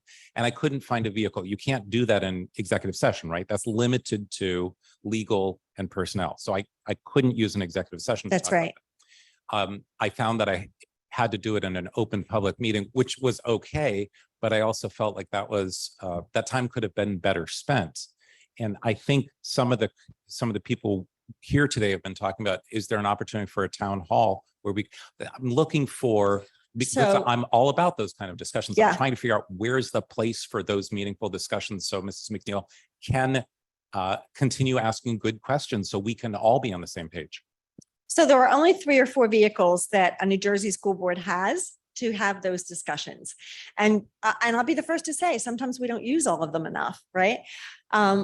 When we say town hall, in my understanding and my experience, when we say town hall, that typically is open, right? We're going to have a town hall meeting on early childhood. That means we're inviting in anyone who would like to attend. We have a construct on how to go about that meeting, and we know what we want. It's not a free for all, right? We know that there's a structure and we would like to get these opinions, or we would like people to have this information, whatever it might be.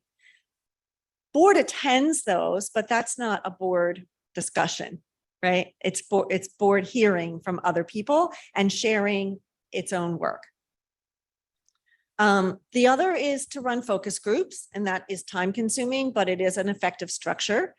Not focus groups ad nauseum, but focus groups on, that this is a chance for a superintendent or a superintendent and principals to say, we're going to be in each school in the course of November. And at this time, it'll be an open hour for us to hear from people and to talk about this topic, right? Social and emotional wellness, early childhood, whatever it might be. But for the board to have discussions, it really is this forum without me, right? It is a workshop, a public workshop, but a workshop. And in a public workshop, you can dive into a topic for 90 minutes, not a day, like 90 minutes. Hold yourself to it, right? Not 4 hours, not 90 minutes. We need to talk about proposals on the future of our long-range facilities plan, because they were not going to do it in a public meeting. And the facilities committee is saying they're ready for that. They need us to put our heads together to realize that we've got these challenges in the next years, and we have to be aware of the challenges and begin to figure out approach and process, right? So those workshops, they're not executive sessions, so they're live stream, or they're simply just announced and people can come without a live stream. That's a decision you need to make. I have to say, I think you need time to be able to discuss things, welcome the public in to watch. You'll have to decide whether you think everything will always be live streamed, right? Public comment before and after, not during, no engagement. Right, Judy, right.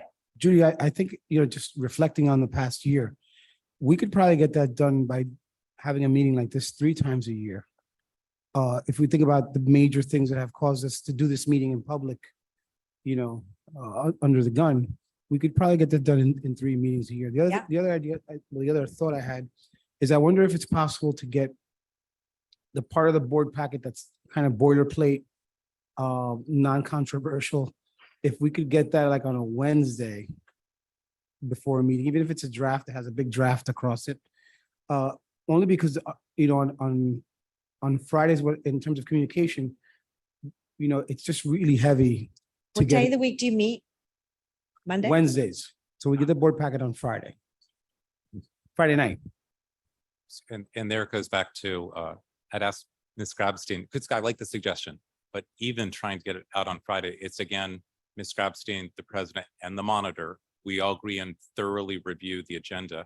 And it takes a long time and, we're looking for revisions and corrections also. I start with my secretary doing the personnel and the other parts of the agenda that you see, not the financial part, on Wednesday.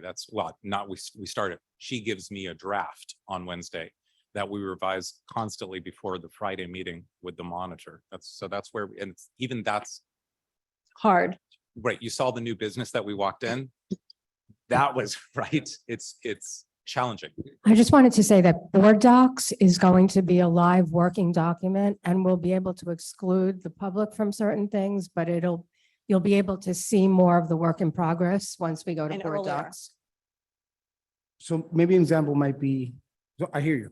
Maybe an example would be that, the early childhood grant that we got in our packets that was due on the 1st. And we first put eyes on it on the 19th in the evening. Like if there's a big initiative like that or a big idea like that, like that's something that we could have marinated on that for almost a month, asked all our questions and been. Yeah, big Just- ideas absolutely need more time, right? Big ideas, we know they're coming, right? That can't be last minute for anybody to try to digest, right? So maybe the agendas don't get out till Friday or maybe Thursday night, but big ideas, it's that continuum, right? It's that continuum. Okay. So, and taking that point, I think arranging even now for 3 workshop meetings throughout the years, this year, knowing already what those big ideas are, might be a good way to handle it. Right. A good way for you to keep your focus also, and not just think about this in August, but if there were, we look at your 3 strategic goals, and if you're thinking that we're going to have a workshop, and that workshop might involve, your directors or your principals or your coordinators, whatever, with you for that workshop, because they're the folks who have the closest knowledge to it. And if you were to say, we're going to have an early childhood, and all students known, and a college and career readiness workshop this year to keep us focused, right? To keep us together, to keep us in the know, and to bring our best thinking to the table with no other topics, right? And then if you're, I'll go back to the easy, not the easy work, but the easy topic of like facilities. That's the kind of thing where once a year, you need to be with your director of operations, your chair of facilities board committee. They need to be saying, because that's where, that's where all of a sudden, that's a 3-year on-ramp to get anything done with facilities, right? So that's not like a hire person. That's a 3-year on-ramp to say, we made it, we made that turf field happen or whatever you need to do. We made that addition happen. So at least once a year, there has to be some focus on that facility piece. Budget time. We know there's, you always have your budget workshop, but that is built into us. We know that's going to happen, and Carrie's going to make sure that it does for everybody. I think even just coming full circle, communicating with the public about our facilities, like, we spent as long as I've been on the board, we spent millions and millions on upgrades to these buildings. And I think there should be a place online where the public can see what the old boiler looked like and what the new one looks like, and what the steps look like and what the old, So even with some academic achievements, I sometimes lean over Yeah. to Dr. Haynes and I'm like, is that new or is that always here? Because So- the public needs to know what we're Yes. adding to the district. So to your point, we need to be explicit about what we're celebrating and what our successes were. And if that's a boiler, or if that's an opening a new program, or if that's awards that kids got, like a lot of times there is a section, you certainly have it on your website, like what we're celebrating. But I know boards that literally publish a list every so often for the public of this is what this board has accomplished, not to pat yourselves on the back, but to say, we're working hard for you, like we're volunteers, but we're stewards of your money and your children, right?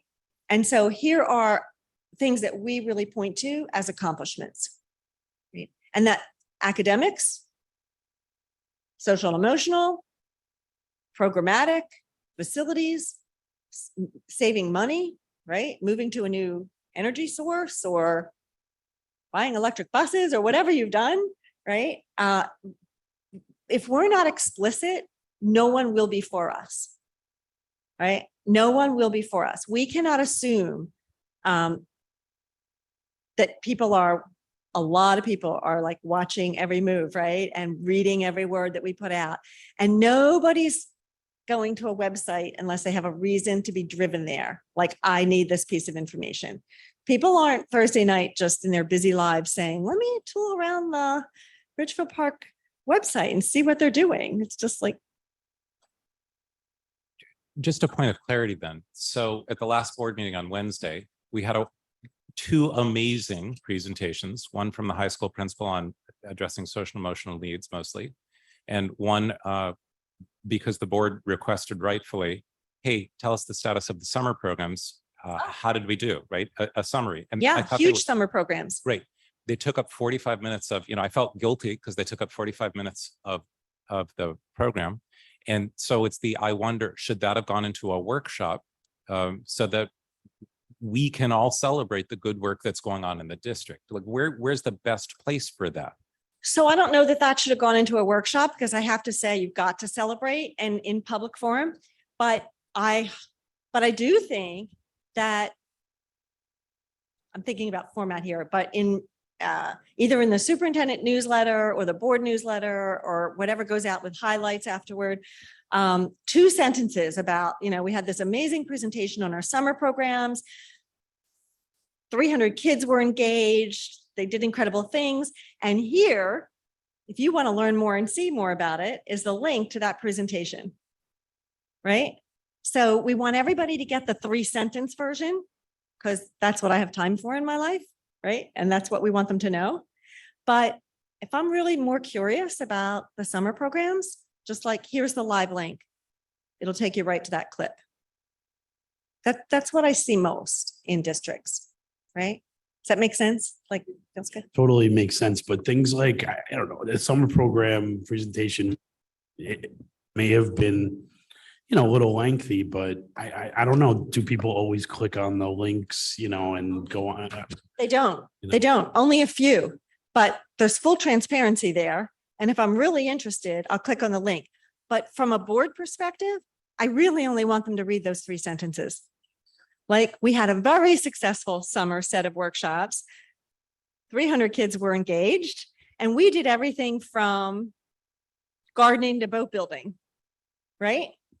That piques my interest. And I say, like, good for them. And kids showed up. And with the facilities improvements, like, a picture is worth 1,000 words. If you say Absolutely. maybe there's 10 plumbers in town and they're going to click on the link to see the new boiler, but everybody sees it. And when because when something goes wrong, the first thing people say, including myself, is, what are these people doing with my money? Yeah, couldn't agree more. And so, Right. there have been a lot of improvements to the facilities and to our curriculum and equipment board and academic equipment, but you don't see it anywhere. It's not Yeah. really visible. One list, one story. Like, here's our facility journey in the last 5 years, right? 1 page. Yep. Here's our facility journey. Just for those of you who are wondering what we're doing with your How many millions of dollars, Carrie, in the budget?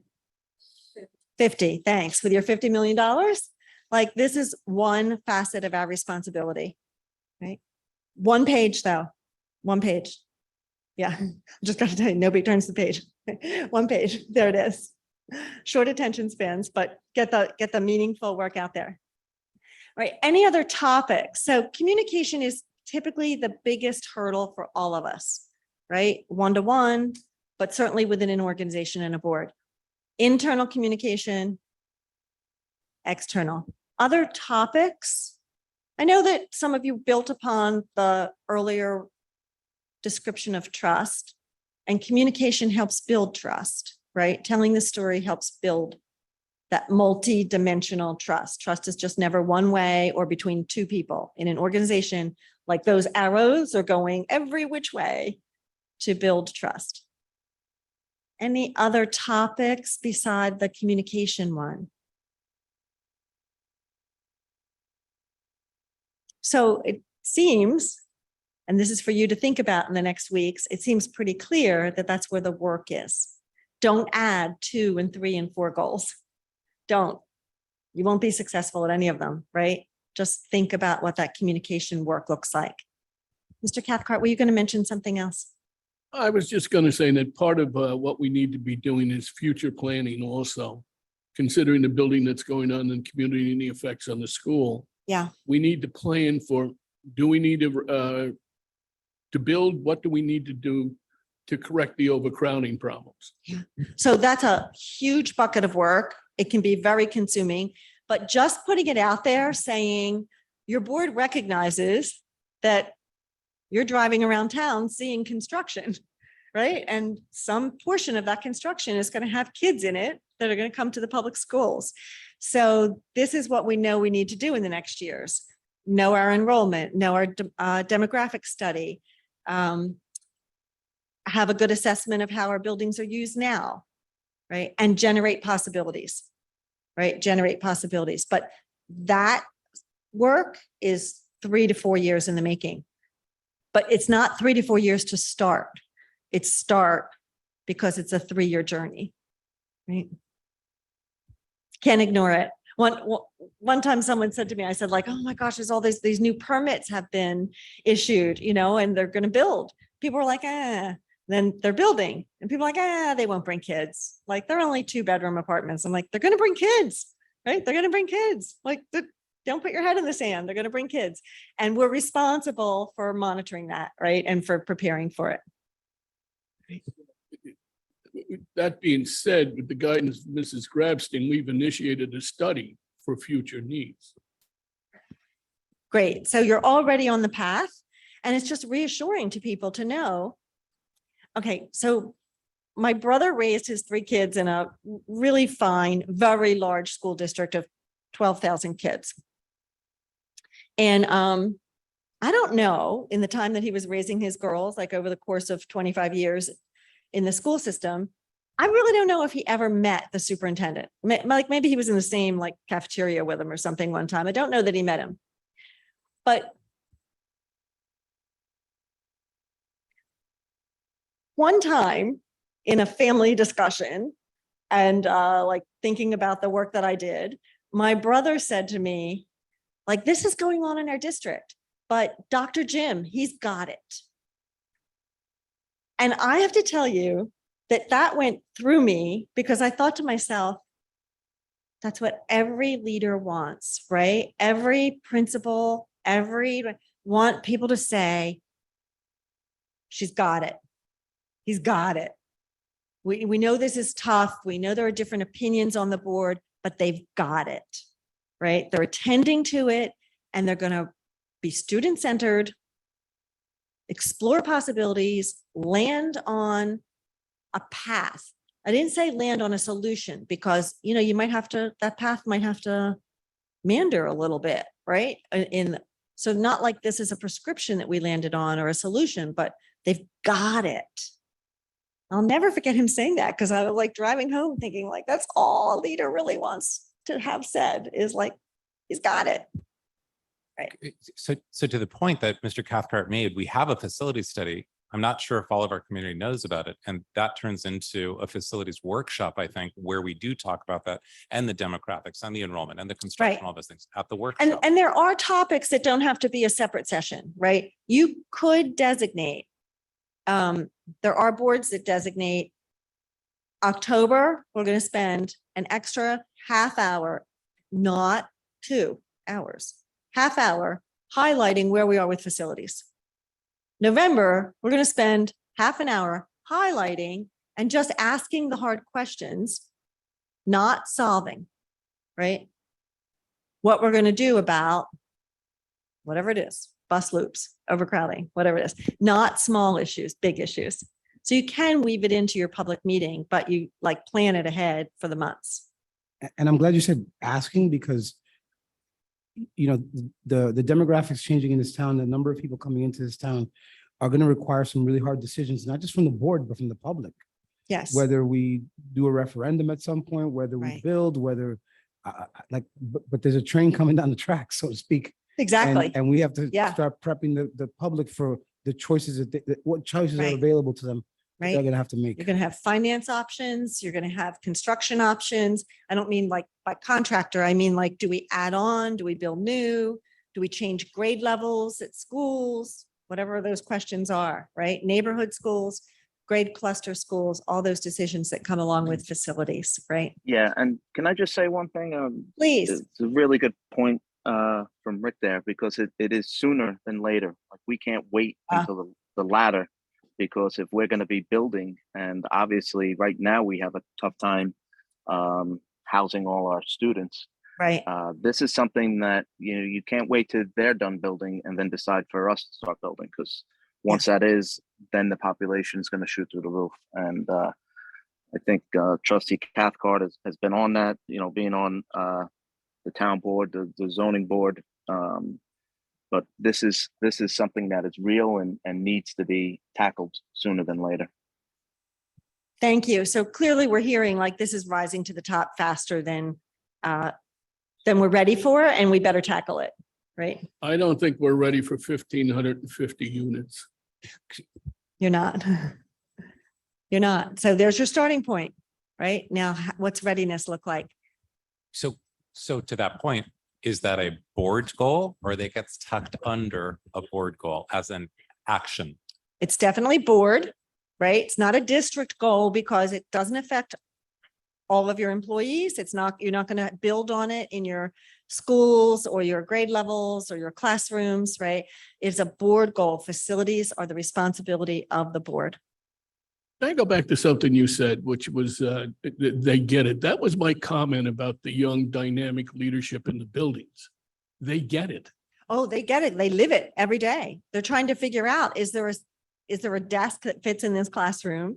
Is there room for one more child at this grade level, right? Do I have a place for the club to meet, right? Are the fields ready? Whatever it might be, they absolutely are living it. And when facilities are in a bind, like when they're overcrowded or overused or not in good condition, it limits what you can do for your kids, period, right?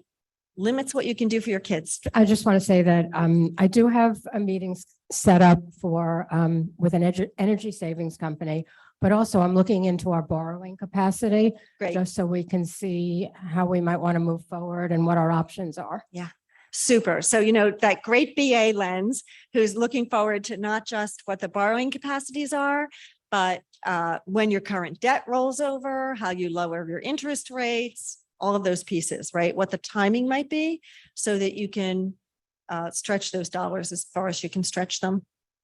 Ms.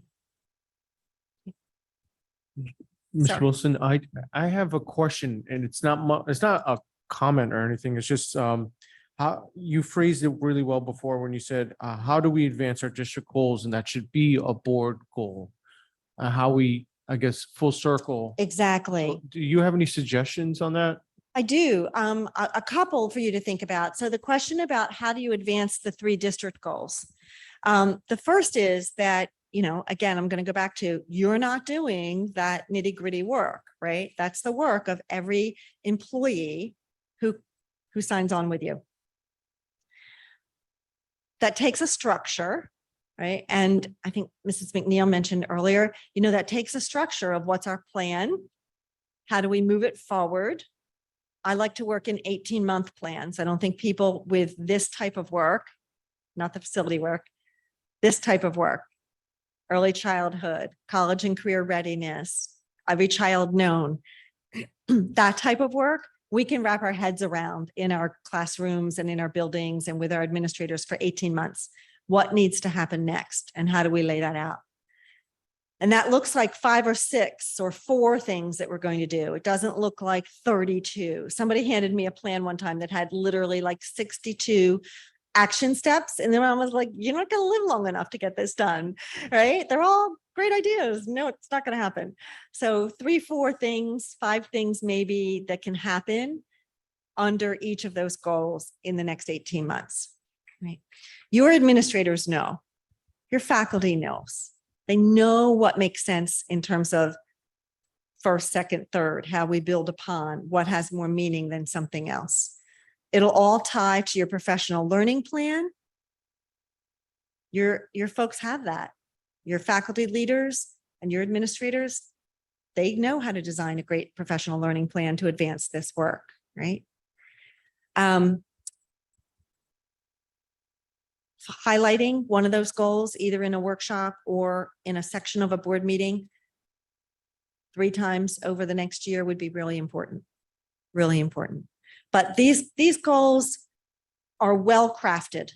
They will matter a lot to your mission, to strengthening kids' lives, right? But they don't happen because they were crafted and they're on your website, right? They only happen with the action steps under them. And, I'm happy to help people with that, but your principals, your directors, your coordinators, your teacher leaders, they know what to do. They need to know, do we have the construct to say this is next, then that, then that? Right? Was I not clear? No, it was really clear. Where, and I'll say I can do a better job of this is, as you said, our administrators know those. The PDPs that our teachers will be putting together at the beginning of the year will require them to focus on this. And we give examples. Really important. We give right. examples, we give the professional development.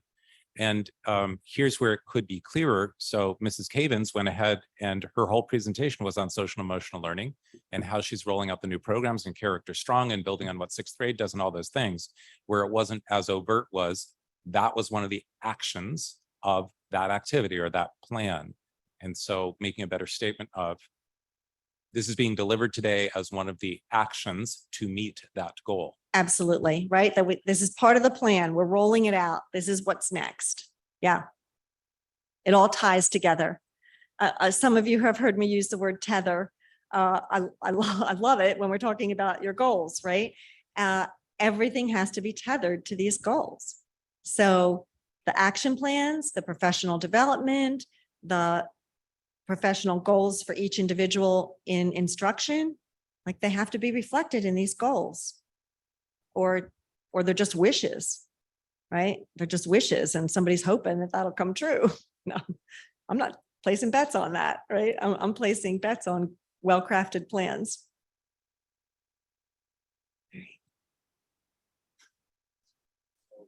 I'll pick up the next one because I think I'm speaking for some of the other voices I've heard in the room. Going back to a board governance is the community support and the stewardship. And one of the issues at our board meetings is our public is used to the practice of coming to the podium, asking a question and expecting an answer. It's the practice that goes back many, many years.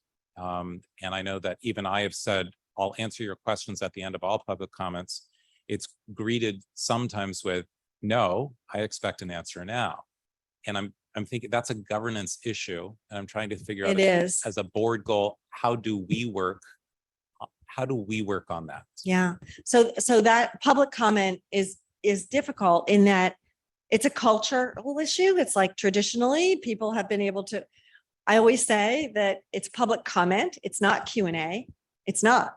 It's the design by law is comment and input It is not stump the board members or stump the superintendent or, so it's comment. And that might be a cultural shift. And you might really need to spend some time talking about that. When somebody asks a question that there's an easy answer to, here's the answer. This is what's going to happen next. Thanks for raising it. Fine. I expect that you have a time limit at public comment. Do you have that? Good. Okay, that's important. Because it isn't a platform for a diatribe, right? It's not a platform for, I'm going to share my philosophy with you tonight, right? But it's not by design, right? So by practice, it might be different right now. But I have to say, like, we want your input. We want your commentary, your view. It might end up in a question. It might end up in a hope. And I hope the board will. Fine. We respectfully take that input. But it's not designed as I'm here to challenge you with 62 questions. And I'm marking off how many of them you answered. It is input. The design is, I'm here to say I'm concerned about. I'm here to say I would like to see a different direction, right? I'm here to say I'm thrilled with, you don't get those very often, but I'm thrilled with, right? I'm here to say I've been observing this and I hope it's on the board's radar, right? I'm here to say I didn't particularly like the rollout of X. So the next time you roll something out, I hope you do it this way. That's the intent, right? So you might need to talk about getting back to intent, but you can't fall into the trap of, running as fast as you can run to answer questions that are just being fired at you. It's not your role. You don't have the information. And you can say, is there an overarching thought that you would like to leave us with in terms of what you'd like to see, right? In terms of what you'd hope to see. But it's a pretty slippery slope when you feed into, we're going to spend an hour and a half listening to people fire questions that don't have a comment or a recommendation in them, right? And you have I don't mean right meaning legal. I mean like the governance right to set that stage a little differently, right? To appreciate and acknowledge people. But sometimes you also have to say, like, there is no answer for that tonight, because there isn't, right? Or there's somebody else in the district that you needed to go to first. So how does that get crafted into a board goal? Yeah, okay, so it can get crafted into a board goal, but it can also get crafted into, I have two examples I'll send to Dr. Haynes. It can get crafted into this is our board statement that we read every meeting. I know you have one. Yeah, no, the board, there are boards who work very hard at crafting the statement about we're going to open public comment, the purpose of public comment is, and the rules of public comment are. But Right. And it's not to shut people down, it's to govern well. Dr. Martinez reads that statement every meeting. Yeah, but I like the idea that we need to define for the public and for ourselves. Yeah, so in terms Purpose. of a board goals, I think we need to be more clear on not just this, but Robert's rules and the process. We all need to be knowledgeable of the process of how the board meeting is run. But I think specifically here is that, I didn't until very recently know that, really know that it's not supposed to be a real Q&A. If it's a simple question like, when's the first day of school? Like, we should just answer that. But if it's a more complex question that we should, not under the guise, but because it's a complex question, it deserves a complex answer. Yeah. Not just something off the top of my head. And Yeah. so here's the person that you call or see me after the meeting or because this is not the forum for it. Yeah. But that comments do help because I know for myself, there are times that topics that I didn't think were as complex become very complex when the public Right. makes a comment Yeah. and gives me a different angle. That very few people are moved and I mean this in a very positive way, are moved to like leave the comfort of their home and family to come to a board meeting on a trivial, something they think is trivial, right? They have emotion and a drive and a purpose and a philosophy, whatever it is, to like show up. So respected. We also have to remember that like one person or 5 people or 10 people don't always represent all of Ridgefield Park. So you're taking it in, saying, this is one slice of our public, and we need to really know what the 360-degree view might be. There's another point you made, I'm sorry, about the information. If I could Just just make helping- a, Yeah. if I could just make a comment on the public comment Yes, and the fact that it's comment, not Q&A. And I totally agree with what Dr. Martinez said. If it's an easy question, like when is school Oh, opening, you give them absolutely. the answer. And I do agree and support that the rest is comment. The way that we respond to the public, to mhm. appreciate their comments, yes. and then figure out, okay, we got all of these comments. Answering the Q&A online is sometimes it's hard to write things and express a clear opinion. So Right. is it at next meeting, at the end of the superintendent's report, it's 5 minutes to say, here were the biggest questions and comments from last time, and here's what the thinking behind it, or Yeah. I don't know, some way to say, we Close the heard loop. you. Right, close the Right, loop. because we hear them, Right. but then they don't ever know what we've done with Yeah. it. So it is that great example of like close the loop. So let's just say, 5 or 15 people are at the September board meeting to say the kindergarten classes are way too high, right? I'm just making this up. You might have really small classes, I don't know, but too many kids, right? If there is any action to be taken, superintendent will say, thank you so much. We are very aware. We know that there could be better circumstances and conditions. And at the October meeting, I'll be reporting on what steps we were or were not able to take. And if we were not, why? Like why? Like literally space, fiscal, couldn't find a teacher, monitor didn't approve, whatever it might be, right? But I think you're not looking to answer every question. You're looking for the trends. Like overwhelmingly, this is what bubbled up. I think another option, and I guess anybody correct me if I'm wrong, but another option would be, for example, Dr. Hanson's, the system is to say, that's a good question for Ms. Gonzalez. Please email her and CC me. Absolutely. That's a good question for facilities. Please email that, or for the teacher, email the teacher and then CC me, the principal and myself. Because that says, I respect your question. It's a good question. This is not the forum for it, but it will be answered. And then if there's a big CC list, then there's accountability as well. Because some people Yeah. feel like they're not going to get an answer to questions. I Right, think it establishes the chain of command. Yes, and to that point, you might have this, I'm sorry, I don't know the answer. Many districts have developed a really nice one-page chart. If you have a question about, direct your question to this person, here's the email address. If you have a question about lunches, buses, curriculum, health and safety, whatever it might be, like, please start here, right? And it's a good tool, and it's a good tool to like keep sharing and sharing and sharing.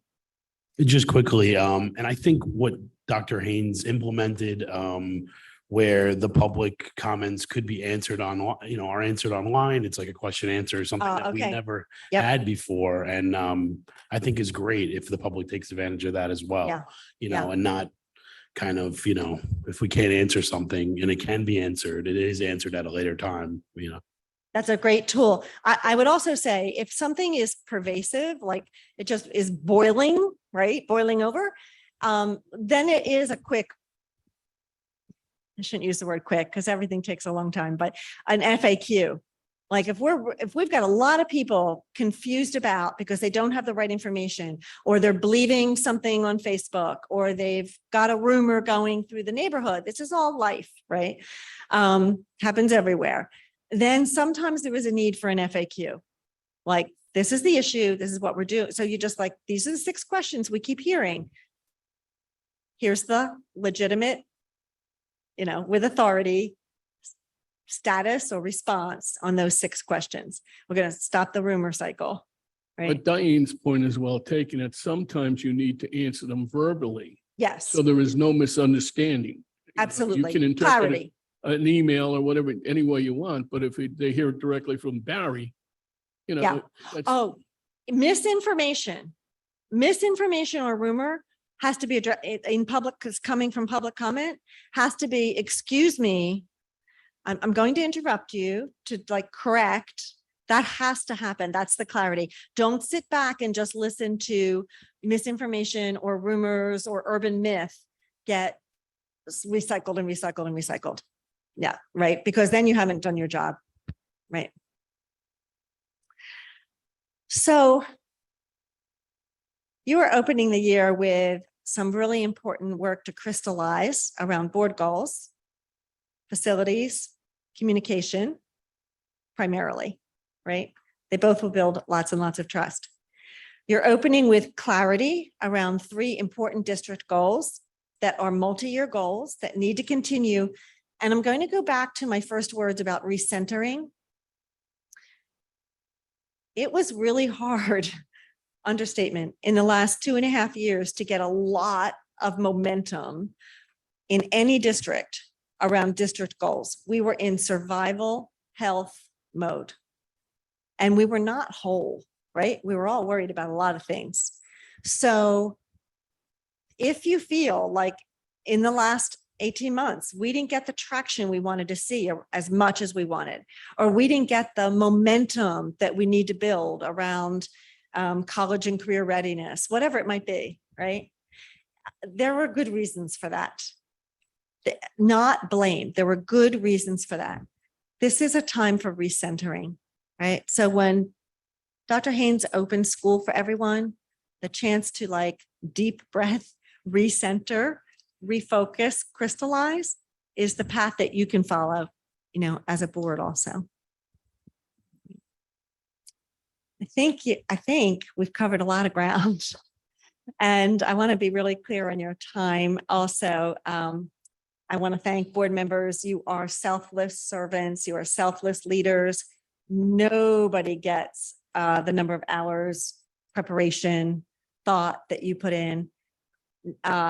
People still ask administrators, what do you do during the summer? And a lot of times they work as hard or harder during the school year. So, whether that's the BA, whether that's the tech department here, whether that's Dr. Haynes working on so many complex issues. Summer is short in the life of a school. It's a quick turnaround to welcome your 2,200 kids back next week. I just want to say, there's a poem in the back of your folders. Read it again, read it again. But the last line is, turn to one another. Turn to one another, because you've got all the talent you need and all the expertise on this board and all the goodwill. So don't turn away from each other, turn toward one another. Oh, no, just go do the good work. So hold up, before we dismiss, some of the people who do the good work and never get recognition, the technology department, Yes. Simone and Rick, showing up on a Saturday, setting everything up. Thank you for all of your selfless work too. It's very much appreciated. Yes, thank you very much. Yes. We do. How many people are online?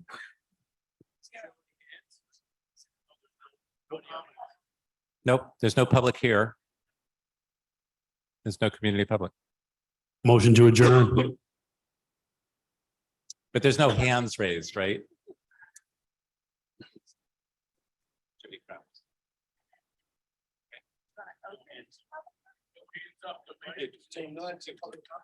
We have to at least do that. Make sure there's no public comment. Motion to adjourn. No, hold on. We have to follow the rules. Carrie, go ahead. We need a motion to open to public comment. I make a motion to open the public comment. And I second. Any public comment? Motion to close. I make a motion to close. I second. Motion to close. Thanks, everyone. This was a great Thank you. session. Thank you, everyone. Thank you, everyone. Thank you, Mrs. Wilson. Thank you, everyone. Enjoy your weekend. Bye, you too.